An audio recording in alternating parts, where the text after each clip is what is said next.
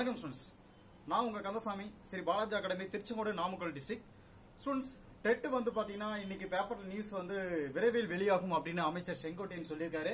So எப்படி பார்த்தாலும் நமக்கு டிஇடி எக்ஸாமும் டிஎன்பிசி குரூப் 2 எக்ஸாமும் கூடிய சீக்கிரத்தில் வெளி வந்துரும். கான்பிடண்டா படிக்க ஆரம்பிச்சிருங்க. கிட்டத்தட்ட சிலபஸ் எல்லாம் ஒரே மாதிரி தான் வரும்.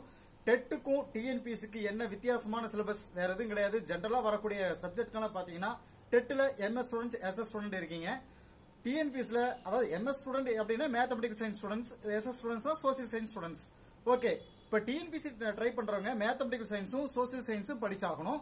எக்ஸெட்ரா டிஇடி அதாவது டிஎன்பிஎஸ்சிக்கு ட்ரை பண்ற கரண்ட் அஃபேர்ஸ் அப்படிங்கறது ஒன்று எக்ஸ்ட்ரா ஆட் பண்ணணும். கரண்ட் அஃபேர்ஸ் டெட்டுக்கு வராது இல்லீங்களா? சோ டெட் படிக்கிறவங்களுக்கு சைக்காலஜி, இங்கிலீஷ் எக்ஸெட்ரா படிச்சாகணும். எப்படி பாத்தீங்கன்னாலும் 3 சப்ஜெக்ட் இந்த பக்கம் இருக்கிறவங்க அந்த சைடு படிச்சாலும் அவங்க இந்த பக்கம் படிச்சாகணும். சோ இது வந்து நம்ம பேசிக்கலா ஒரு கான்செப்ட்ங்கறனால நமக்கு தேவையானது இப்ப என்ன அப்படின்னா டெட் ஃபர்ஸ்ட் அனௌன்ஸ்மெண்ட் வந்துச்சு அப்படின்னா டெட் படிக்கணும் விருப்பம் இருக்கிறவங்க கரண்ட் அஃபேர்ஸ் விஷயத்தை ஒரு பக்கம் ஸ்டாப் பண்ணி வச்சுங்க. டிஎன்பிஎஸ்சி குரூப் 2 ஸ்டார்ட் ஆகிறப்போ நோட்டிபிகேஷன் கொடுக்குறப்ப நீங்க படிக்க ஆரம்பிச்சலாம். ஓகே ஸ்டூடெண்ட்ஸ், இன்னைக்கு நாம படிக்கக்கூடிய அதாவது சொல்லக்கூடிய ஒரு விஷயம் என்ன அப்படின்னா வழக்கம் போல நம்ம ஸ்டூடெண்ட்ஸ் நம்ம புக்கை எடுத்துக்கோங்க. அதாவது தமிழ் இலக்கிய புக்கு நீங்க எடுத்துக்கோங்க. நேத்து வரைக்கும் நான் கொடுத்திருப்பேன், 500 வரைக்கும் உங்களுக்கு கொடுத்திருப்பேன். இன்னைக்கு நம்ம எக்ஸ்ட்ரா பார்க்கக்கூடியது அதுல இருந்து கண்டினியூ, அதாவது அகநானூறுங்கிறது நமக்கு புக்ல ஸ்டார்ட் ஆயிருக்கும் இல்லையா? சோ கரஸ்பாண்ட் ஸ்டூடெண்ட்ஸ்க்கு தான் இதுக்கு பெனிஃபிட்டா இருக்கும் இல்லையா? பழைய மத்த ஸ்டூடெண்ட் நீங்க புது புக்ல இருக்கக்கூடிய அகநானூறு, பழைய புக்ல இருக்க அகநானூறு எத்தனையுமே ஒரு இடத்துல கலெக்ட் பண்ணிக்கோங்க. சோ கலெக்ட் பண்ணிட்டு நீங்க வரிசை இதை படிக்க ஆரம்பிச்சணும். ஓகே, அகநானூறு சம்பந்தப்பட்ட தகவல்கள் என்னென்ன அப்படிங்கிறதுக்கு முன்னாடி இதுல வந்து உங்களுக்கு யூஸ்ஃபுல்லா இருக்கிற மாதிரி கண்டிப்பா 2 அல்லது 3 கொஸ்டின்ஸ் இதுல வரக்கூடிய ஒரு லிஸ்ட் உங்களுக்கு நான் உங்களுக்கு தரேன். கண்டிப்பா இந்த வீடியோ முடிஞ்சு வரும்பொழுது உங்களுக்கு 2 அல்லது 3 கொஸ்டின்ஸ் கான்பிடண்டா வரும் அப்படின்னு நான் சொல்றேன். இப்ப டெட் எக்ஸாம் விரைவில் வரும்ன்றது ஒரு பக்கம் இருந்தாலும் கூட நமக்கு அகநானூறு பத்தின தகவல்கள் என்ன அப்படின்னா அகநானூறு பாத்தீங்கன்னா 145 புலவர்கள் பாடியிருப்பாங்க. இது வந்து என்ன அப்படின்னா 145 புலவர்கள் பாடிய பாடல்களின் தொகுப்பு அப்படின்னு சொல்லிட்டு இதை சொல்லலாம். ஓகே, அதாவது 55 பாடல்கள், அதாவது 55 பாடல்கள் 53 புலவர்கள் பாடியதுன்னு நம்ம சொல்லலாம். ஓகே, இந்த 145 புலவர்கள் பாடின ஒரு தகவல் நமக்கு இந்த புது புக்ல வந்திருக்கக்கூடிய ஒரு தகவல் நமக்கு கொடுக்கப்பட்டிருக்கு. சரி, இப்ப இங்க சொல்ல வர விஷயம் பாடிய புலவர்கள் பாடல்களின் தொகுப்பு. இதை பத்தின தகவல்கள் என்னன்னா இப்ப வந்து நமக்கு இப்படி ஒரு கொஸ்டின்ஸ் கேட்டுட்டே இருக்காங்க. அது நார்மலா என்னென்ன அப்படின்னா எத்தனை பாடல்கள் கொண்டது அந்த ஒரு நூல் அப்படின்னு சொல்லிட்டு நமக்கு இதுக்காக ஒரு கிட்டத்தட்ட ஒரு 22 இது நம்ம ரெடி பண்ணி வச்சிருக்கோம். 6+2 இருக்கக்கூடிய அந்த நூல்கள் அதனுடைய எத்தனை பாடல் கொண்டது அப்படின்னு நாம வந்து மார்க்கெட் புக்ல பாத்தீங்க அப்படின்னா நிறைய நூல்கள் அதோடைய எத்தனை தலைப்புகள் கொண்டது அப்படிங்கிற ஒரு விஷயங்கள் நமக்கு கொடுக்கப்பட்டிருக்கும். ஆனா நாம வந்து 6+2 இருக்கக்கூடிய பர்டிகுலர் நூல்களை மட்டும் நம்ம சூஸ் பண்ணி எடுத்து மீன்ஸ் என்ன அப்படின்னா அதுல இருக்கக்கூடிய நூல்கள்ல எத்தனை புலவர்கள் வந்து எத்தனை பாடல்கள் இருக்கு அப்படிங்கிற மட்டும் நம்ம தனியாக ஒரு லிஸ்டா போட்டு நம்ம ரெடி பண்ண ஒரு விஷயம். ஓகே, இப்ப இந்த லிஸ்ட் இந்த அகநானூறு முழுக்க பாக்குறதுக்கு முன்னாடி இந்த லிஸ்ட ஒரு நிமிஷம் பார்க்க ஆரம்பிச்சலாம். ஆக்சுவலி பாத்தீங்க அப்படின்னா 400 அகவற்பற்களால் ஆனது அப்படிங்கறது அந்த அகநானூருடைய கான்செப்ட். 400 அகவற்பா பாடல்கள் எண்ணிக்கை பாத்தீங்கன்னா 400 அகவற்பற்களால் ஆனது அப்படின்றது. ஓகே, இப்ப நாம சொல்ல வர விஷயம் என்ன அப்படின்னா நமக்கு நூல் அதாவது மொத்தம் எத்தனை பாடல்கள் கொண்டது அப்படிங்கிற விஷயம் தான் நமக்கு இப்போ இதுல வந்து பாத்தீங்கன்னா ஃபர்ஸ்ட் வந்து 30 காதைகள் கொண்டது. இப்போ நல்லா தெரிஞ்சுக்கோங்க, இந்த 30 காதைகள் அதே மாதிரி தாளிசைகள், பாசுரங்கள் இந்த மாதிரி விஷயங்கள் ஒண்ணு விட்டுருங்க. அது ஒண்ணு பெரிய அளவுக்கு கிடையாது. நம்ம 30 அப்படிங்கிற டிஜிட் மட்டும் நம்ம எடுத்துக்கலாம். ஏன் சொல்றேன் அப்படின்னா அதே டிஜிட்ல வேற இப்போ வெண்பா இருக்கு அப்படின்னா அதே டிஜிட்ல 80 வெண்பா இருக்கு அப்படின்னா 100 வெண்பா. அதே மாதிரி இப்ப வேற வேற டிஜிட்கள் வந்து இந்த 80லே வேற என்ன சொல்றது வெண்பா 80 பாடல்கள் 80 பாசுரங்கள் இந்த மாதிரி வந்ததுனா வேணா நமக்கு அந்த பாசுரங்கள் எது தாளிசைகள் எது அப்படிங்கிற விஷயம் நமக்கு தேவைப்படும். பட் ஆனா இங்க என்ன சொல்ல வரோம் டிஜிட்டுக்கு நேரா அந்த நூல் இருக்கிறதுனால நம்ம அந்த பிரச்சனை விட்டுறலாம். சோ இப்ப என்ன பண்றோம் அப்படின்னா 30 காதைகள் கொண்டது அப்படின்னா சிலப்பதிகாரம், மணிமேகலை. இது வந்து என்ன நான் சொல்ல வரேன் அப்படின்னா சிலப்பதிகாரம், மணிமேகலை இந்த 2 நூல்களும் பாத்தீங்க அப்படின்னா 30 காதைகள் கொண்டது அப்படின்னு சொல்லலாம். இத ஷார்ட்டா மைண்ட்ல வச்சுக்கிறதுக்கு அப்படின்னா சிலப்பு இந்த இப்பு வருது பாருங்க. அதே மாதிரி 30 மு இப்பா இந்த இப்பு இந்த பா இப்படி வச்சுட்டு இந்த 30 நூல்கள் சிலப்பதிகாரம், மணிமேகலைங்கிறது கண்டினியூ பண்ணிக்கோங்க. ஏன்னா இது 30 காதைகள் அது 30 காதைகள் கொண்டதுன்றத கான்செப்ட். சரி, 30க்கு சிலப்பதிகாரம், மணிமேகலை. ரெண்டாவது வந்து நமக்கு வந்து பாத்தீங்கன்னா 40 பாடல்கள் கொண்டது. 40 அப்படின்னா நம்ம என்ன சொல்றோம் அப்படின்னா 40 பாடல்கள்ங்கிறது திருவாரூர் நான்மணி மாலை அப்படின்னு சொல்லிட்டு நம்ம சொல்லலாம். திருவாரூர் நான்மணி மாலை 40 நான்மணி மாலை அப்படின்னு மைண்ட்ல வச்சுக்கணும். திருவாரூர் நான்மணி மாலை 40 வருது பாத்தீங்கன்னா. திருவாரூர் நான்மணி மாலை அப்படிங்கிறது வந்து 40 பாடல்கள் கொண்டது. 55 பாடல்கள் கொண்டது திருவள்ளுவ மாலை, 53 புலவர்கள் பாடியது அப்படிங்கிறது நம்ம ஏற்கனவே நான் இதுல ஃபர்ஸ்ட் சொல்லியிருக்கேன். இப்ப 80 பாக்கள் கொண்டது முதுமொழி மாலை. 80 முதுமொழி மாலை.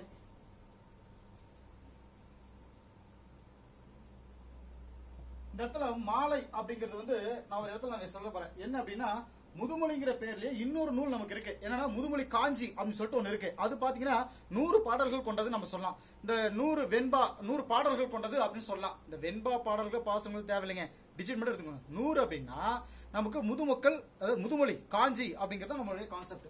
சோ இங்க 100ங்கிற இடத்துல நம்ம என்ன சொல்ல போறோம் அப்படின்னா, அது பின்னாடி இன்னும் இடையில நிறைய இருக்கிறதுனால, அதாவது 81 பாடல்கள் கொண்டது ஏழாதி, 97 பாடல்கள் கொண்டது சிறுபஞ்சமூலம் அப்படிங்கிறது இருக்கிறதுனால அதுக்கப்புறம் 100ன்றது வரும். அப்ப அந்த இடத்துல வந்து இதுக்கான ஷார்ட்கட் என்னங்கிறது நான் சொல்றேன்.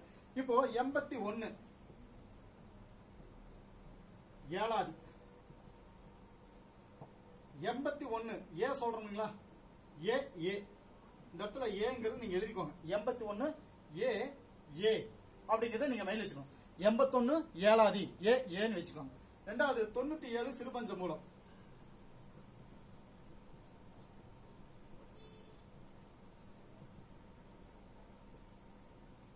சிறுபஞ்ச மூலம் 97 சிறுபஞ்ச மூலம், அதாவது வெண்பா அப்படிங்கிறது கொடுத்திருப்பாங்க. சிறுபஞ்ச மூலம் நீங்க வச்சுக்கோங்க. இப்ப நெக்ஸ்ட் 100 திரிகடுகம் அண்டு முதுமொழி காஞ்சி. 100 திரிகடுகம்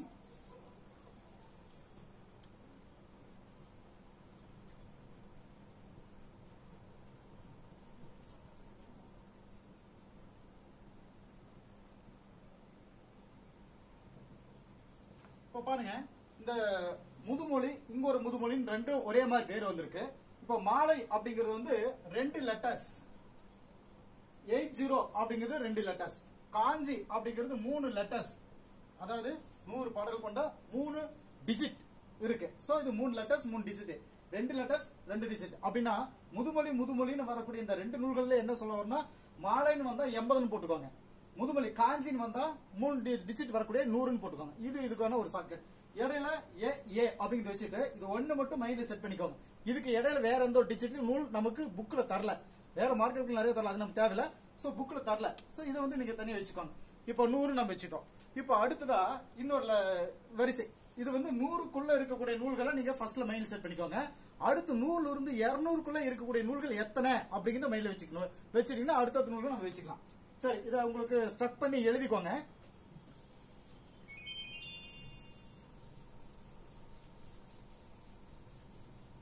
சரி, இப்போ 105 105 11 போட்டு 105 பாசுரங்கள் கொண்டது வந்து பெருமாள் திருமொழி அப்படின்னு சொல்லிட்டு ஒரு இது நமக்கு 105 பாடல்கள். 115 வந்து பாத்தீங்கன்னா உமர்கயாம் பாடல்கள் அப்படிங்கிறது. இதுக்கு இடையில 108 இருக்கு, அது முத்தொள்ளாயிரம். அது எதுக்காக முத்தொள்ளாயிரத்துல ஒரு சின்ன பிரச்சனை இருக்கு, நான் சொல்றேன். 105 பாசுரங்கள் கொண்டது பெருமாள் திருமொழி.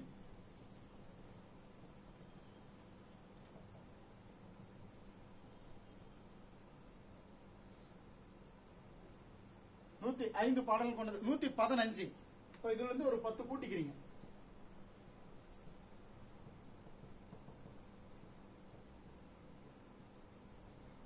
உமர்கயாம் பாடல்கள் பாத்தீங்கன்னா இது இந்து, இது வந்து நம்ம முஸ்லிம்ன்ற மாதிரி இஸ்லாமிய கடவுள்ங்கிற மாதிரி மைண்ட்ல வச்சுட்டீங்கன்னா இது 105, இது 115 அப்படிங்கிற விஷயத்த மைண்ட்ல கொண்டு வந்துடலாம். சோ இந்து வந்து முஸ்லிம்கள் இடையில இருக்காங்க, அதாவது இந்த இடத்துல அவங்களை பத்தின தகவல்கள் நமக்கு வந்திருக்கு அப்படின்னு மைண்ட்ல வச்சுக்கோங்க.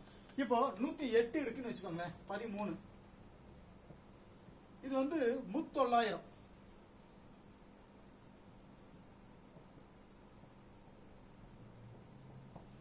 முத்தொள்ளாயிரம் அப்படின்னா 3900 சொல்லிட்டு நம்ம சொல்லலாம். அதாவது வேந்தர்களை பத்தி 900 பாடல்கள் பாடியது முத்தொள்ளாயிரம் அப்படின்றதுதான் அதனுடைய கான்செப்ட். ஆனா 9/3/27 வருது பாத்தீங்கன்னா 2700 பாடல்கள் நமக்கு வரும் இல்லையா? சோ ஆனா கிடைச்சது எத்தனை அப்படின்னா 108 பாடல்கள் தான் நமக்கு கிடைச்சிருக்கு. சோ இது வந்து முத்தொள்ளாயிரம் அப்படின்னா 108 பாடல்கள் அப்படின்ற ஒரு முடிவுக்கு நம்ம வந்துடக்கூடாது. ஏன்னா அது வந்து நமக்கு 2700 பாடல்கள் பக்கம் வரும். 3 மன்னர்களை பெற்று 900 பாடல்கள் பாடியதால். சரியா? இப்ப அடுத்ததா நாம இதுல வந்து 150 அப்படின்னு நம்ம வச்சுக்கலாம்.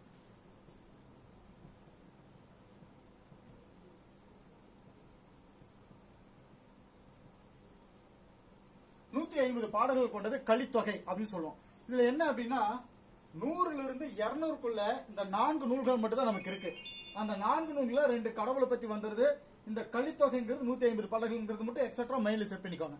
சோ இப்படி 100க்குள்ள 200, 1ல இருந்து 100க்குள்ள எத்தனை நூல்கள் வந்திருக்கு, அடுத்ததா எதுக்குள்ள அந்த 100க்குள்ள எத்தனை நூல்கள் வந்திருக்கு அப்படிங்கறத தனியா எழுதி வச்சு நீங்க மனப்பாடம் பண்ணிட்டீங்கன்னா ஈஸியா மைண்ட்ல செட் பண்ணிக்கலாம். சரி, இப்ப அடுத்ததா நம்ம சொல்ல வர்றது வந்து 400 பாடல்கள் அப்படின்னு சொல்லிட்டு நம்ம வரிசையா போயிடலாம்.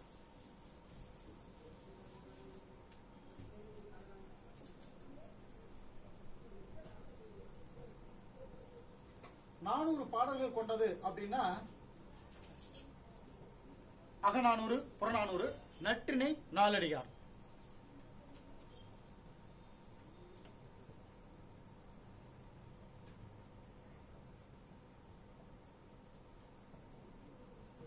இது பாருங்க, அகம்புறம் நமக்கு ஏற்கனவே தெரியும். இது நா அப்படின்னு மெயில் வச்சுக்கலாம். நற்றிணை, நாலடியார் இது எல்லாமே பாத்தீங்க அப்படின்னா 400 பாடல்கள் நமக்கு கொண்டது நம்ம தனியா வச்சுக்கலாம். சோ 400ல இருந்து 500க்குள்ள எத்தனை பாடல்கள் வருது அப்படின்னு மைல் வச்சு நம்ம பார்க்க ஆரம்பிச்சிடலாம். 401 பாருங்க, 401 குறுந்தொகை.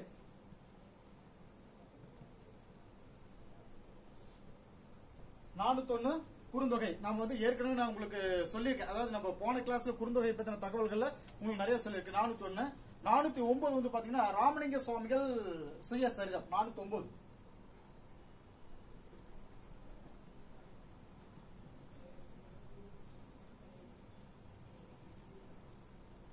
ராமலிங்க சுவாமிகள் சுயசரிதம். அதாவது இதுக்கு வந்து நம்ம ஷார்ட்கட்டா நம்ம சொல்லணும் அப்படின்னா இந்த 2 மட்டும் தனியா மைண்ட்ல வச்சுக்கோங்க.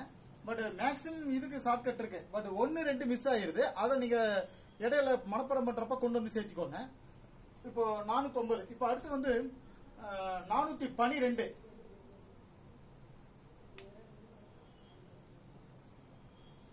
412 பாடல்கள் கொண்டது பாஞ்சாலி சபதம்.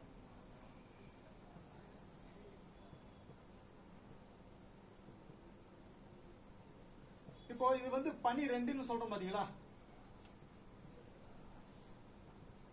அந்த ப்ரொனன்சன்ஸ் வந்து பா பா அப்படின்னு மைண்ட்ல வச்சுக்கோங்க.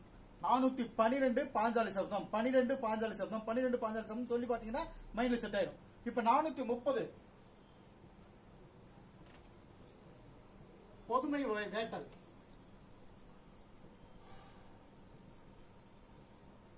30 நாம ஏற்கனவே நான் சொல்லியிருக்கேன், இந்த பா பான்னு வரணும்னால 30 பொது. 30 இது பொது, பொது அப்படின்னு மைண்ட்ல வச்சுக்கோங்க. 430 பாடல் கொண்டது பொதுமை வேட்டல் அப்படின்னு சொல்லிக்கலாம். 431 வந்து நலவெண்பா. 431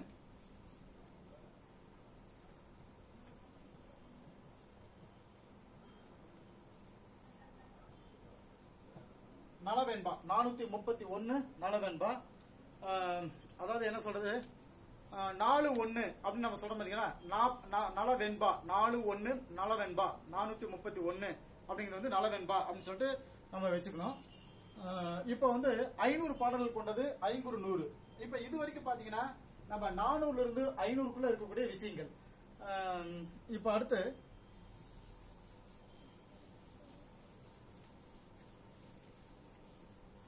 500 பாடல்கள் கொண்டது. 500 பாடல்கள் நம்ம சொல்றோம் பாத்தீங்களா,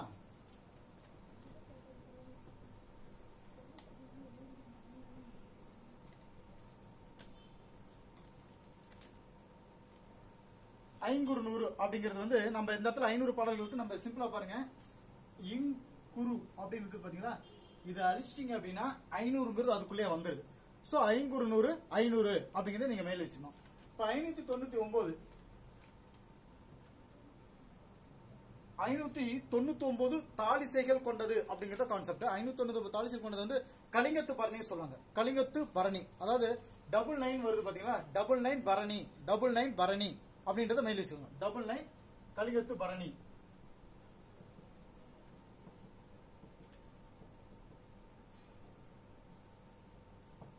டபுள் 9 பரணி அப்படின்றத சொல்லி பாத்தீங்கன்னா ஈஸியா மைல் செட் ஆயிடும். அடுத்து பாத்தீங்கன்னா 658 பாடல்கள் கொண்டது வந்து திருவாசகம். 658 பாடல்கள் கொண்டது அது வந்து பாத்தீங்கன்னா 6 திரு அப்படின்னு மைல் வச்சுக்கணும். 658 658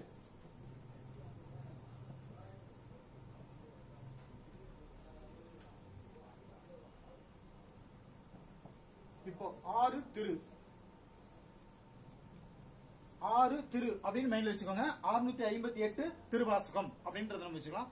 இதுக்கு அடுத்து இது வந்து பாத்தீங்கன்னா நமக்கு கிட்டத்தட்ட 500 டு அந்த 600 சம்திங்ல இந்த 3 மட்டும் தான் இருக்கு.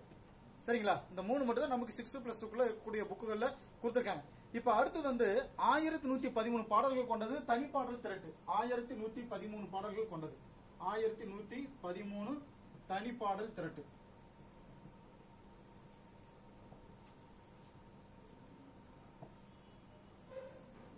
3 தனி 1 தனியா தான் இருக்கும். சரிங்களா? அது 3 வரும் பொழுது தனித்தனியா வரும். சோ 3 வரும்போது தனிப்பாடல் திரட்டு அப்படின்னு மேல வச்சுக்கணும். இப்போ 1452 தாய்மானவர் பாடல் திரட்டு. 1452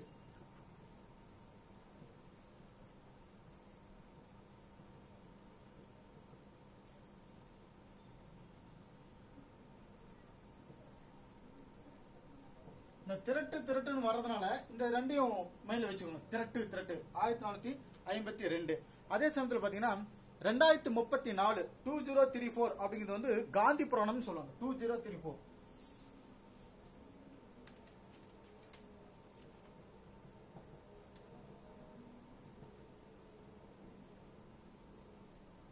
ஆக்சுவலி பாத்தீங்க அப்படின்னா இந்த 2 3 4 அப்படின்னு வரிசையா வரணும் இல்லீங்களா? 2 3 4 வரிசையா வர வேண்டிய இந்த இடத்துல காந்தி புராணம் அப்படின்னு வச்சுக்கோங்க. 2 3 4 காந்தி புராணம் சொல்லிக்கலாம். இப்ப அடுத்து வந்து 3000 இந்த டிஜிட்டுக்குள்ள பாத்தீங்கன்னா இதெல்லாம் ஆயிரக்கணக்கில் போயிட்டு இருக்கு. சோ 1000க்கு மேல வரக்கூடியதுல இவ்வளவு தூரம் வரைக்கும் 1000 to 2000 3 தான் இருக்கு. அடுத்து 3000 அப்படிங்கிறது நம்ம போயிடுவோம். 3000 அது வந்து திருமந்திரம்.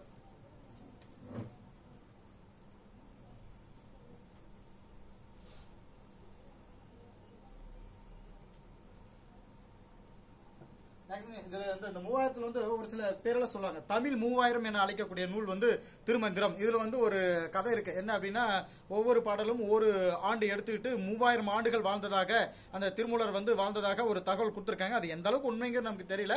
பட் ஆனா இப்படி ஒரு மெசேஜ் வந்து இந்த 3000க்குள்ள இருக்கு நமக்கு. சோ 3000 அப்படிங்கிறது திருமந்திரம் அப்படின்னு சொல்லிட்டு அதை திருமந்திரம் போட்டு 3000 வருஷம் வாழ்ந்திருக்காரோ என்னமோ அப்படின்னு நமக்கு தோணும்.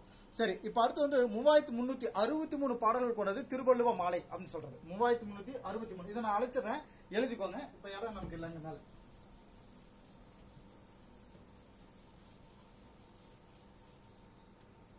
3363 பாடல்கள் கொண்டது.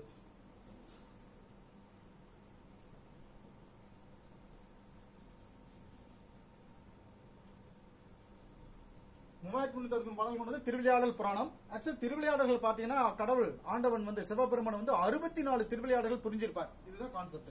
64 திருவிளையாடல்கள். இதுல ஒண்ணு குறைச்சி லாஸ்ட்ல வரக்கூடிய 63 மைண்ட் வச்சிருக்கோம். 63 திருவிளையாடல் புராணம், 64 திருவிளையாடல்கள் கடவுள் புரிஞ்சிருக்காரு அப்படிங்கிற விஷயத்தை நீங்க வச்சுக்கணும். 3 3 6 3 கடவுளுக்கு வந்தது 3 3 விஷயம் நம்ம சொல்ற பாத்தீங்களா? சோ 3363. அடுத்து 3615 பாத்தீங்கன்னா தேம்பாவணி. தேம்பாவணி 3615 வந்து நம்ம தேம்பாவணி சொல்றோம். என்ன அப்படின்னா இப்போ 3 இருக்கு இல்லீங்களா? இந்த 6 இந்த 3 திருப்பி போட்டீங்கன்னா இந்த டிஜிட் நமக்கு கிடைக்கும் ஓரளவுக்கு. இதோட சேஃப் பாத்தீங்க அப்படின்னா இந்த ரெட்டை சுழியும் இந்த 3ங்கிறது ஓரளவுக்கு வரும். இது இந்த பக்கம் சிலிச்சு விட்டு திருப்பி இந்த பக்கம் போட்டிருக்காங்க அப்படின்னு மைண்ட் வச்சுக்கணும். இந்த 6 இருக்குது பாத்தீங்களா? இந்த 6 கிட்டத்தட்ட மாதிரி இருக்கும். சோ 3 6 தேம்பாவணி இப்படியும் மைண்ட்ல வச்சுக்கலாம் இல்லையா? 3000ல 2 நூல்கள் தான் இருக்கு. 3 3 வந்துச்சு அப்படின்னா 3 தடவை 3 வந்தா 1 2 3 வந்தா அது திருவிளையாடல். 6ங்கிறது ஒன்று ஆட் ஆச்சு அப்படின்னா தேம்பாவணி அப்படின்னு மைண்ட்ல வச்சுக்கணும். சோ இது வந்து எப்படி உங்களுக்கு ஷார்ட்கட்டா தோணுதோ அதை நீங்க அப்படி மைண்ட்ல வச்சுக்கணும். இப்ப அடுத்து வந்து 4350 விருத்தப்பாக்கள் கொண்டது. 4 3 5ங்கிறது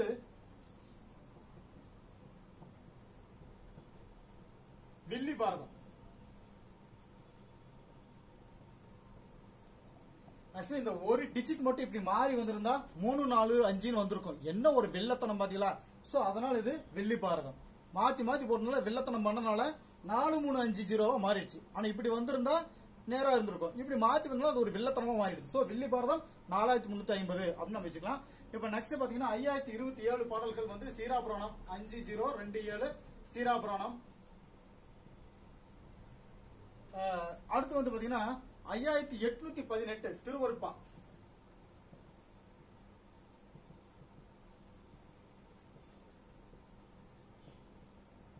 5818. சோ இது வரைக்கும் பாத்தீங்கன்னா நமக்கு இந்த அதிக டிஜிட்ல வரக்கூடியது 3 நூல்களா தான் நமக்கு வந்திருக்கு. அதனால இதெல்லாம் ஈஸியா மைண்ட்ல வச்சுக்கலாம். இவ்வளவுதான். மிஞ்சி போயிருந்தா 1 2 வந்து புக்ல எங்கேயாவது ஒரு இடத்துல மூலையில மாட்டிட்டு இருக்கலாம். பட் மேக்ஸிமம் 6-2+2 இருக்கக்கூடிய அந்த நூல்கள் அதோட எண்ணிக்கை வந்து நம்ம இதுல கொடுத்துருக்கோம். முடிஞ்ச வரைக்கும் ஷார்ட்கட் கொடுத்துருக்கேன். இது உங்களுக்கு எந்த அளவுக்கு கன்வீனியா இருக்குன்னு பாருங்க. இப்ப அடுத்ததா இதுல வரக்கூடிய நம்ம கான்செப்ட் என்ன அப்படின்னா அகநானூறு தான் இல்லையா? சோ அகநானூறு பத்தின தகவல்கள் வந்து நம்ம இதுல கொஞ்சம் சொல்ல ஆரம்பிச்சிடலாம். ஏன்னு கேட்டா நம்ம அந்த புக்கை வந்து எப்படி படிக்கணும், அதுல வந்து என்னென்ன மெசேஜ், ஏன்னா இந்த வாரம் நமக்கு அதுல டெஸ்ட் இருக்கு. அதனால நம்ம ஸ்டூடெண்ட்ஸுக்காக நம்ம இதை அரேஞ்ச் பண்ணி கொடுத்துருக்கிற ஒரு கான்செப்ட். சரி, இதெல்லாம் வந்து என்ன அப்படின்னா இது ஃபிங்கர் டிப்புக்கு இப்போ 2 4 4 2 8 வரிசை வாய்ப்பை நம்ம சொல்ற மாதிரி இந்த தகவல்கள் எல்லாம் உங்க மைண்டுக்கு அப்படியே தானே வந்துட்டே இருக்கணும். 30 பாடல்கள் கொண்டது, சிலப்பதிகாரம், மணிமேகலை, 40 அப்படி வரிசை வந்துட்டே இருக்கணும். அப்படி வந்தால் மட்டும்தான் நம்மளால இவ்வளவு விஷயத்தையும் சீக்கிரம் நம்ம படிக்க முடியும். நிறைய ஸ்டூடெண்ட்ஸ் கேட்டிருக்காங்க, ஒரு வாரத்தில் இந்த புக்கை படிக்க முடியுமா சார் அப்படின்னு சொல்லிட்டு கேட்டிருக்காங்க. கண்டிப்பா முடியும். இந்த மாதிரி சில ஷார்ட்கட், சில கண்டினியூட்டி பாயிண்ட்ஸ் வச்சு அப்படின்னா கண்டிப்பா பாஸ் பண்ண முடியும். என் கிட்ட நம்ம ஏற்கனவே படிச்ச விஷயம் தான், இதை வந்து ரீஃப்ரெஷ் பண்றோம். கொஞ்சம் கான்சென்ட்ரேட் பண்ணி இதை நம்ம படிச்சோம்னா போதும். சரி, இப்போ வந்து நம்ம அகநானூறு பத்திர தகவல்கள் நம்ம என்னன்னு நான் சொல்ல ஆரம்பிச்சிடறேன். ஆக்சுவலி அகநானூறு அப்படிங்கிறது வந்து நான் உங்களுக்கு ஏற்கனவே சொன்ன மாதிரி நெடுந்தொகை என அழைக்கக்கூடிய நூல். நெடுந்தொகை இது வந்து ரொம்ப முக்கியமான ஒரு கான்செப்ட். இதுக்கு இன்னொரு பேர் வந்து நம்ம சொல்லலாம் நெடுந்தொகை அப்படின்னு நம்ம வச்சுக்கலாம். சரி, இந்த அகநானூறுல என்ன சொல்லப்படுது அப்படின்னா 3 வகையை பத்தி சொல்றாங்க. 3 வகை என்னென்ன அப்படின்னா களிற்று யானை, மணிமேடை பவளம், நித்தில கோவை. அதாவது களிற்று, நித்திலம், எடை வருது மணிமேடை அப்படின்னு மைண்ட்ல வச்சுக்கணும். சோ களிற்று யானை பாத்தீங்கன்னா 1 to 120, அதாவது ஒரு முதல் பாடல்ல இருந்து 120 பாடல்கள் கொண்டது களிற்று யானை நம்ம சொல்லுவோம். இடையில வர்றது 121 இருந்து 300 வரைக்கும் நமக்கு வந்துடும். மொத்தம் 400 இல்லையா? அந்த 120 to 300 வரைக்கும் வரக்கூடியது எடை. அது வந்து மொத்தம் 180 பாடல்கள் கொண்டது. நித்தில கோவை லாஸ்ட் வர 100 அப்படின்னா அதை நம்ம என்ன டிஜிட்டா ஃபாலோ பண்றோம்? 301 to 400. இந்த மாதிரி நீங்க இந்த டிஜிட்டையும் நீங்க மைண்ட்ல வச்சுக்கணும். எத்தனை பாடல்கள் வந்ததுங்கிற விஷயத்தையும் நீங்க மைண்ட்ல வச்சுக்கணும். சரியா? இதுல கொஞ்சம் கன்ஃபியூஸ் ஆக ஆரம்பிச்சிடும். 180 பாடல்கள் அப்ப 180 ஸ்டார்ட் ஆயிடும். இந்த டிஜிட் மட்டும் தள்ளியா எழுதி நீங்க ஃபாலோ பண்ண ஆரம்பிச்சிருக்கு. ஒரு சிம்பிள் விஷயம் தான், கொஞ்சம் எழுதி பாத்தீங்கன்னா போதும். ஓகே, இதுல வந்து நம்ம சொல்ற இன்னொரு முக்கியமான ஒரு விஷயம் என்ன அப்படின்னா இது திணை பாடல் வரிசை வந்து நம்ம சொல்லப்படுறாங்க. இந்த அகநானூறு வந்து திணை வரிசை பாடல்கள் பாடி இருப்பாங்க. சோ அது எப்படிங்கறது வந்து நம்ம இப்ப பார்க்க ஆரம்பிச்சிடலாம். இப்ப எடுத்து ஃபர்ஸ்ட் என்ன பண்ண போறோம் அப்படின்னா பாலை திணை. பாலை அப்படின்னா 1 3 5. குறிஞ்சி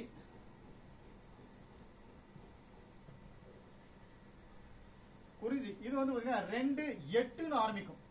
ஏன்னு கேட்டா இது 1 இது 2. இதுல இன்னொரு ஒற்றுமை என்னன்னா குறிஞ்சி, முல்லை, மருதம், நெய்தல், பாலை நாம அந்த வரிசையா போவோம். அப்ப ஃபர்ஸ்ட்ல வருது குறிஞ்சி, கடைசியா வருது பாலை. பட் இங்க என்னன்னா ஃபர்ஸ்ட் 1ல வருது பாலை, இங்க குறிஞ்சில வருது 2. இப்ப இதே மாதிரி 4 14 புரியுங்களா? அதாவது முல்லை நிலத்தினுடைய கான்செப்ட். இதை என்ன சொல்லுவாங்கன்னா 4 14 10 10 மட்டும் எக்ஸ்டன் ஆயிட்டே இருக்கும். 4 14 24. இது வந்து முல்லை.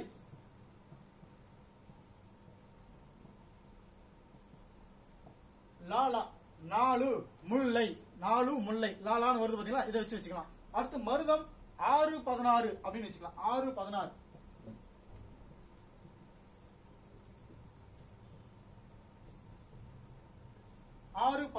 மறு 6 ராரான்னு வருது பாத்தீங்களா? சோ இதை வச்சு நீங்க இதை வரிசை கொண்டு போயிடலாம். இப்ப லாஸ்ட்ல வரக்கூடியது வந்து நம்ம நெய்தல் வச்சுக்கலாம். நெய்தல் வந்து 10 20 நமக்கு போகும். 10 20 அப்படின்னு வருது நெய்தல் அப்படிங்கிற மட்டும் நீங்க வச்சுக்கோங்க. இது இதுக்கான ஒரு ஷார்ட்கட். சரியா? இப்ப இதே வரிசையில் நமக்கு வந்து இந்த அகநானூறு பத்தின தகவல்கள் வந்து அந்த பாட்டை நான் உங்களுக்கு ஏற்கனவே சொல்லியிருக்கேன் இல்லைங்களா? அந்த பாடல்கள் வந்து அந்த பொருள் மட்டும் படிச்சுட்டு அந்த பாட்டை நீங்க வரிசை கொண்டு போங்க. ஈஸியா உங்களுக்கு புரியும். இப்ப என்ன அப்படின்னா நமக்கு அதுல கிட்டத்தட்ட வந்து அகநானூறுல நிறைய பேர் சொல்லப்பட்டிருக்கு. அது வந்து உங்களுக்கு நான் வரிசை ஒவ்வொன்று சொல்லிடுறேன். ஆக்சுவலி இப்ப நம்ம கலித்தொகை அப்படிங்கிற ஒரு ஏரியாவுக்கு நம்ம போக ஆரம்பிச்சிடலாம். அகநானூறுல இருந்து சில தகவல்கள், இதுக்கு மேல நம்ம சொல்லக்கூடியது வந்து பாடல்கள். அந்த பாடல்களுக்கு என்ன பொருள் அப்படிங்கறத வச்சுதான் நான் இப்ப அடுத்ததான் நம்ம சொல்ல போறேன். அதுக்கு முன்னாடி கலித்தொகை பத்தி நம்ம பாத்துட்டோம்னா அந்த பாடல்கள் வந்து வெறும் ஸ்டோரி மாதிரி உங்களுக்கு இருக்கும். சோ அதனால இப்ப நம்ம இருக்கக்கூடிய ட்ரிக்ஸை ஃபர்ஸ்ட் சொல்லிட்டு அந்த ஸ்டோரியை நான் கடைசியா சொல்லிக்கலான்ற ஒரு ஐடியா தான் நான் இதை பண்றேன். சோ இப்ப நம்ம வந்து கலித்தொகையில் இருக்கிற ட்ரிக்ஸ் என்ன அப்படின்னு நம்ம பார்க்க ஆரம்பிச்சலாம். ஆக்சுவலி கட்டறிந்தோர் ஏத்தும் களி அப்படின்னு சொல்லாங்க. அந்த கலித்தொகை வந்து எல்லாராலும் பாட முடியாது. நல்ல திறமை இருக்கக்கூடிய அந்த புலவர்களால் மட்டும்தான், சிறப்பான புலவர்களால் மட்டும்தான் அதை பாட முடியும் அப்படிங்கிறத கான்செப்ட். சரி, இந்த கலித்தொகை வந்து என்ன அப்படின்னா ஆற்றுதல் எனப்படுவது அளந்தவர்க்கு உதவுதல், போற்றுதல் எனப்படுவது புணர்ந்தாரை புரியாமை, பண்பெனப்படுவது பாடறிந்தொழுகுதல், அன்பெனப்படுவது தன்கிளை சராமை, இந்த மாதிரி வருது இல்லைங்களா? இதை வந்து நம்ம எப்படி ஷார்ட்டா மைண்ட்ல வச்சுக்கலாம் அப்படிங்கிறது தான் இந்த பாட்டை முழுமையாக நான் பாடி சொல்லி அதோட மீனிங் நான் சொல்லிடுறேன். ஆக்சுவலி இது வந்து நமக்கு பொறுத்துக்களை கேட்க நிறைய வாய்ப்புகள் இருக்கு. Very very important. அதனால ஆற்றுதல் அப்படின்னா அளந்தவர், ஃபர்ஸ்ட் வந்து ஆ, இரண்டாவது ஆ. ஆற்றுதல் எனப்படுவது அளந்தவர் உதவுதல், போற்றுதல் என்பது புணர்ந்தாரை பிரியாமை, போற்றுதல் புணர்ந்தாரை பிரியாமை. இந்த மாதிரி ஃபர்ஸ்ட் லெட்டர் எடுத்து மைண்ட்ல செட் பண்ணிக்கோங்க. அதுக்கப்புறம் மனப்பாடம் பண்ணி நல்லா யூஸ்ஃபுல்லா இருக்கும். பண்பெனப்படுவது பா, பண்பெனப்படுவது பாடறிந்து ஒழுகுதல், அதாவது பாடறிந்து ஒழுகுதல், பண்பெனப்படுவது பா. இது வந்து பா பான்னு வந்துருதா? அதே மாதிரி அன்பு எனப்படுவது தன் கிளை சராமை, கிளை அப்படின்னா சுற்றம். உண்மையான அன்பு இருக்கு அப்படின்னா சுற்றத்தை நம்ம இதாம இருக்கணும், இது பண்ணாம இருக்கணும். ஒரு நிமிஷம் அப்படின்னு நான் எழுதிக்கிறேன். இப்ப என்னன்னா அன்பு எனப்படுவது, அதாவது நல்லா தெரிஞ்சு வச்சுக்கோங்க. ஃபர்ஸ்ட் இந்த லெட்டர் மட்டும் நீங்க எழுதி ஆரம்பிச்சுக்கோங்க. மேக்சிமம் அன்பு எனப்படுவது தன் கிளை, இதுக்கு மட்டும் பொருந்தாது. மீதிக்கெல்லாம் அந்த எழுத்துக்கள் வந்து ஓரளவுக்கு பொருந்திருது. அதே மாதிரி அறிவு எனப்படுவது பேதையர் சொல் நோண்டல், அறிவு எனப்படுவது இது அன்பு,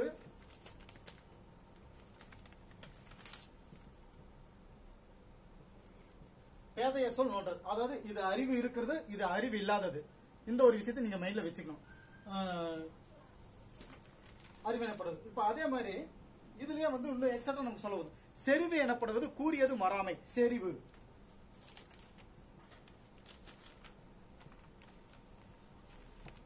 செறிவு கூறி, இந்த மாதிரி வருதுங்களா? செறிவு எனப்படுவது கூறியது மறாமை. அடுத்து இதுலயே செறிவு எனப்படுவது கூறியது மறாமை எழுதிட்டீங்களா? நிறை எனப்படுவது, அதாவது நிறை, ஏன்னா இது வந்து நம்ம ஒரு ஆர்டர் ஃபார்மா மைண்ட்ல செட் பண்றதுல உங்களுக்கு இந்த பிரச்சனை வந்துட்டு இருக்கு. நிறை எனப்படுவது மறைப்பிறர் அறியாமை, அதாவது நிறைவு எனப்படுவது, நெருக்கம் என்பது மறைப்பிறை அறியாமை. முறை எனப்படுவது கண்ணோடாது உயிர் பகல், பொறை எனப்படுவது போட்டாரை பொறுத்தது, பொறை எனப்படுவது போட்டாரை. நிறை அப்படின்னா வந்து நம்ம சொல்லலாம். ஆக்சுவலி வந்துட்டு நமக்கு நிறை மறைன்னு நமக்கு வந்துடும் இல்லைங்களா? இது முக்கியமான ஒரு கான்செப்ட்.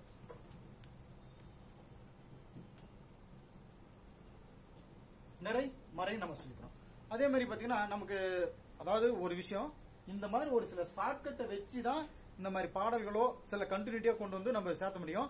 இதை எடுத்து டக்கு டக்கு நமக்கு வந்துருமான்றதெல்லாம் நம்ம திங்க் பண்ணாம ஒரு 4-5 டைம் பிராக்டிஸ் பண்ணுங்க. நானும் ஒரு 4-5 டைம் பிராக்டிஸ் பண்ணி தான் பண்ணிருக்கேன். அப்பவும் எனக்கு ஒரு சிலது மிஸ் ஆயிட்டு இருக்கு. பட் நம்ம வந்து இதை ப்ராப்பரா படிச்சுட்டு வந்தோம்னா நமக்கு இந்த பிரச்சனைகள் நமக்கு வராது. சரியா? ஒரு 4-5 டைமுக்கு ஒரு 6-7 டைம் கூட படிச்சோம்னா நமக்கு ஈஸியா வந்துடும். நிறை எனப்படுவது மறைப்பிறர் அறியாமை, முறை எனப்படுவது கண்ணோடாது உயிர் பவல் அப்படிங்கிறது முறை, முறை எனப்படுவது கண்ணோடாது உயிர் பவல். பொறை எனப்படுவது போற்றாரை பொறுத்தல், பொறை,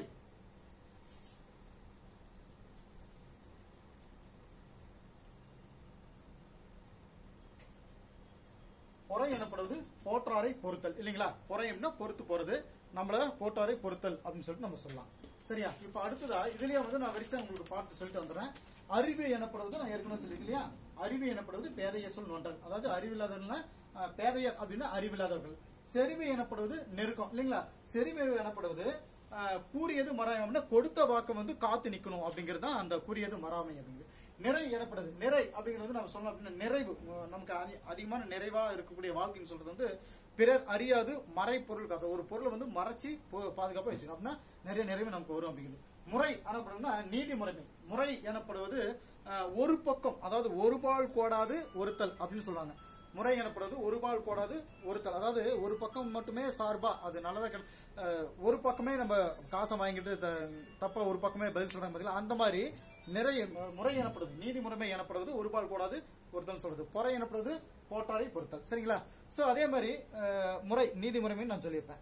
ஓகே, இதுல என்ன ஒரு சொல்ல வரும் அப்படின்னா, ஃபர்ஸ்ட் இந்த லெட்டர்ஸ் முடிஞ்ச வரைக்கும் இந்த வார்த்தைகள் எல்லாம் அதோட இன்னொரு லெட்டர்ஸோட போய் பொருத்தி பார்த்து படிக்க ஆரம்பிச்சிருங்க. இது வந்து கலித்தொகைக்கு உண்டான கான்செப்ட். சரியா? இப்ப அகநானூறு சம்பந்தப்பட்ட தகவல்கள் நாம போகும்பொழுது அந்த 3 பேர் வந்து நமக்கு அகநானூறு பாடல்கள், அதாவது 3 புலவர்கள் நமக்கு அகநானூறு பாடல்கள் பாடியிருப்பாங்க.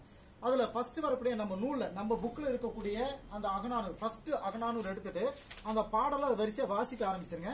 இந்த வாசிக்க ஆரம்பிக்கும் பொழுது இதுல வரக்கூடிய ஒரு சில அந்த மீனிங் மட்டும் நீங்க இந்த பின்னாடி வருது பாத்தீங்களா, அந்த மீனிங் மட்டும் ஃபர்ஸ்ட் மைண்ட்ல செட் பண்ணிட்டு நீங்க படிக்க ஆரம்பிச்சீங்க, ஓரளவுக்கு ஈஸியா இருக்கும் உங்களுக்கு. இதுல வரக்கூடிய இந்த பாடல்ல வரக்கூடிய பொருள்கள் பாத்தீங்கன்னா அந்த தலைவனுக்கு குறி சொல்ற மாதிரி அந்த தோழி சொல்லுவாங்க. எப்படி அப்படின்னா அந்த மேகத்துக்கிட்ட சொல்ற மாதிரி சொல்லுவாங்க. என்னன்னா பெருங்கடல்ல இருக்கக்கூடிய தண்ணியை மோந்துட்டு போகக்கூடிய அந்த மேக கூட்டமை, பெருங்கடல் இருக்கக்கூடிய தண்ணியை மோந்துட்டு போற மாதிரி அந்த மேக கூட்டம் வந்து அந்த பெருங்கடல் இருக்கிற தண்ணியை மோந்துட்டு போற மேக கூட்டமே வானம் இருட்டாகிற மாதிரி நீ ஒரு சவுண்ட் விடுற, அதாவது ரவுண்ட்ஸ் வர வானம் வந்து இருட்டாகிற மாதிரி. வானம்னா அதாவது மேக கூட்டம் திறந்து கருப்பா நமக்கு கீழே இருக்கு பாத்தீங்கன்னா அந்த இருட்டாகிற மாதிரி என்ன சொல்றது, நீ ரவுண்ட்ஸ் உலா வந்துட்டு இருக்க. அப்புறம் போர் முரசு ஒலிக்கிற மாதிரி நீ முழங்குற, அதாவது அந்த இடி இடிக்குது பாத்தீங்கன்னா போர் முரசு ஒலிக்கிற மாதிரி நீ முழங்குற. அறநெறி தவறாம திறமையா ஆட்சி செய்யற அந்த அரசன் இருக்கா பாத்தீங்களா, அந்த அரசனுடைய போர்க்களத்தில் இருக்கக்கூடிய அந்த என்ன சொல்றது திறமை முக்க அந்த வாள் வீரன் சுத்துறான் பாத்தீங்களா, அந்த வீரன் சுத்தக்கூடிய அந்த வாள் சுத்துற மாதிரி அந்த பளிச்சு அந்த வெளிச்சம் வருது பாருங்க, அந்த மின்னல் அந்த மாதிரி மின்னுற, புரியுங்களா? சோ அந்த மின்னல் வீசுறத இந்த கவிஞர் இந்த புலவர் வந்து எந்த அளவுக்கு கொண்டு போய் வச்சிருக்காரு. அதாவது திறமையான அரசனுடைய போர்க்களத்துல வாள் சுத்துற ஒரு வீரன் கிட்ட அந்த வாள் எப்படி மின்னுமோ அந்த மாதிரி நீ மின்ற மின்னலே இப்படி முழக்கம் போட்டுட்டு நாள் பூரா நீ மின்னலமா இருக்கிறதுனால உனக்கு வந்து மின்னல் இருக்கிறதுனால நீ மழை பெய்வியா என்னன்னு எனக்கு தெரியாது. இது இப்ப சொல்லிட்டு வராங்க. அதாவது நீ இதை செய்வியா செய்ய மாட்டியா, இந்த மழை நீ பெய்வியா பெய்ய மாட்டியா அப்படின்னு சொல்லிட்டு அந்த மேகத்தை பார்த்து அவங்க சொல்ற மாதிரி ஒரு தகவல்.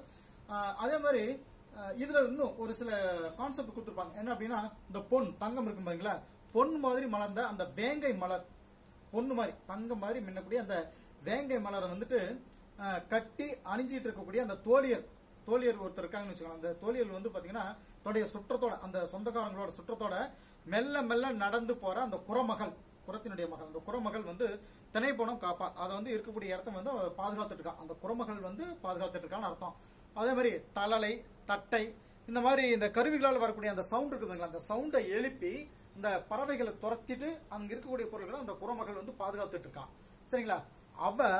அதாவது அந்த குரமகள் அவ அசோக இந்த இலைகளால் கட்டக்கூடிய அந்த அசோக இலைகள் இருக்குங்களா, அதனால செய்யப்பட்ட அந்த தழை ஆடை அது அணிஞ்சிருப்பா அப்படிங்கிறது ஒரு வார்த்தையா நமக்கு ஒரு வரியா அந்த பாட்டுல வரக்கூடியது.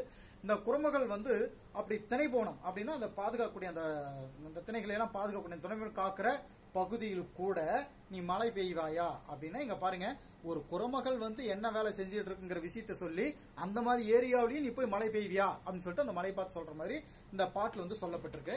சோ இது வந்து முதல் பாட்டுல நமக்கு சொல்ல ஒரு தகவல். ரெண்டாவது பாத்தீங்க அப்படின்னா மதுரை மல்லனார் அப்படின்னு சொல்லிட்டு மதுரை மல்லனார் அப்படிங்கிறவரு சொல்லியிருப்பாரு இந்த அகனாவது பத்தின பாடல். இப்போ ஒரு வவால் இருக்குன்னு வச்சுக்கோங்களேன், தன்னுடைய அதாவது தான் பகல்ல தங்கி இருந்த வீட்டை விட்டு, எப்பவுமே வவால் வந்து இருட்டுல தான் போயிட்டு இறை தேட போக ஆரம்பிச்சிடும். வவால் வந்து தன்னுடைய பகல்ல தங்கியிருந்த அந்த மரத்தை அந்த மரத்தை தனியே விட்டுட்டு மாலையில் போயிட்டு பிரிஞ்சு போயிடும். அதே மாதிரி தலைவன் தான் கூடியிருந்த வீட்டை விட்டுட்டு பிரிஞ்சு போய் அந்த வீட்டை வந்து வருத்தமடைய செஞ்சிடறான். அதே மாதிரி அதை என்ன சொல்லலாம் அப்படின்னா இந்த முல்லைப்பூ கூட பாத்தீங்கன்னா இந்த வண்டினத்தை தன்னை விட்டு பிரிஞ்சு போகாம தடுத்துட்டு இருக்கும், முடிஞ்ச வரைக்கும் தடுத்துட்டு இருக்கும். அதே மாதிரி தான் தலைவியானவள் தன்னுடைய காதலனை அந்த தலைவனை பார்த்து பிரிஞ்சிட்டு இருக்கா அப்படின்ட்டு. என்ன ஈவினிங் அவர் வந்துருவாரு, அந்த ஈவினிங் வரைக்கும் இவங்க தனியா இருக்காங்களா, அந்த பிரிவை வந்து இப்படி எல்லாம் போட்டு அந்த பாடல்ல ஊமையா சொல்லப்பட்டு இந்த பாட்டை கொண்டு போய் வச்சிருக்காங்க. சாயங்காலம் அந்த தலைவன் வந்துருவார். சோ இதை வந்து தலைவன் வந்துட்டு என்ன சொல்லுவார் அப்படின்னா, நீ வேகமாக தேரை செலுத்து, என் தலைவி காத்துட்டு இருப்பா அப்படின்னு சொல்லிட்டு இந்த பாடல்ல சொல்ற மாதிரி மதுரை மல்லனார் சொல்லியிருப்பாரு. ஓகே ஸ்டூடெண்ட்ஸ், இது வந்து கிட்டத்தட்ட பாத்தீங்கன்னா அகநானூறுங்கிற கான்செப்ட் வந்து கிட்டத்தட்ட 3 புலவர்கள் நமக்கு சொல்லப்பட்டிருக்கேன் இல்லையா, அதுவும் கலித்தொகையும் உங்களுக்கு நான் சொல்லியிருக்கேன். அடுத்து வந்து இந்த பாட்டுல வரக்கூடிய இன்னும் எக்ஸட்ரா கான்செப்ட் வந்து உங்களுக்கு நான் அடுத்த வீடியோக்குள்ள உங்களுக்கு வரிசை சொல்லிடுறேன். ஸ்டூடெண்ட்ஸ் படிக்கிறதுக்கான ஒரு சில டிப்ஸ் வந்து உங்களுக்கு நான் சொல்லியிருக்கேன். கண்டிப்பா நான் சொல்றேன், இந்த டெட் எக்ஸாமும் டிஎன்பிஎஸ்சி எக்ஸாமும் விரைவில் வெளிவந்துரும் அப்படிங்கறத நான் சொல்ல வர தகவல். அது வந்து அடுத்த அப்ளிகேஷன் போடுறதுக்கு 1 மாசம் தருவாங்க, அடுத்து எக்ஸாம் எழுதுறதுக்கு 1.5 மாசம் டைம் தருவாங்க. கிட்டத்தட்ட பாத்தீங்கன்னா நமக்கு ஒரு 2.5 மாசம் தான் நமக்கு டைம் கிடைக்கும். அதுக்குள்ள நம்ம ஷெட்யூல நம்ம கரெக்டா அதை ஃபாலோ பண்ணி கொண்டு போயிட்டோம் அப்படின்னா, போன வாரம் இலக்கணம் புக் நம்ம முடிச்சிட்டோம், இந்த வாரம் இலக்கிய புக்கை நம்ம முடிச்சிட்டு போறோம். அடுத்த வாரம் அதுக்கு அடுத்து அந்த ஷெட்யூல் நான் கொடுத்துருக்கேன் பாருங்க, அந்த வீடியோல ஏற்கனவே சொல்லியிருக்கேன், அந்த ஷெட்யூல் படி இருக்கிற எல்லா புக்ஸையும் நம்ம முடிக்கிறதுக்கு நமக்கு 2.5 மாசம் டைம் வந்துடும். அதுக்கப்புறம் இப்ப கால் ஃபார் நோட்டிபிகேஷன் இன்னைக்கு கொடுத்தாலும் கூட அந்த எக்ஸாம் வர்றதுக்கு இன்னும் 2.5 மாசத்துக்கு மேல இருக்கு. நம்ம அட்வான்ஸாவே நம்ம சிலபஸ் முடிச்சு வச்சிருவோம். எப்படி சீக்கிரம் வர்றதுக்குள்ள நீங்க என்ன சொல்றது குயிக்கா படிச்சு முடிச்சுட்டு அதுக்கு அடுத்து வரக்கூடிய நாட்கள்ல ரிவிஷன் ஒரு 2 டைம் 3 டைம் ரீகால் பண்ணணும். அடுத்தடுத்து டெஸ்ட் ஃபுல் மாடல் டெஸ்ட் நம்ம எழுத ஆரம்பிச்சிட்டா மட்டும் தான் எக்ஸாம் ஈஸியா நம்ம பாஸ் பண்ண முடியும். ஓகே ஸ்டூடெண்ட்ஸ், எப்படி இருந்து கமெண்ட் பண்ணுங்க. Thank you students.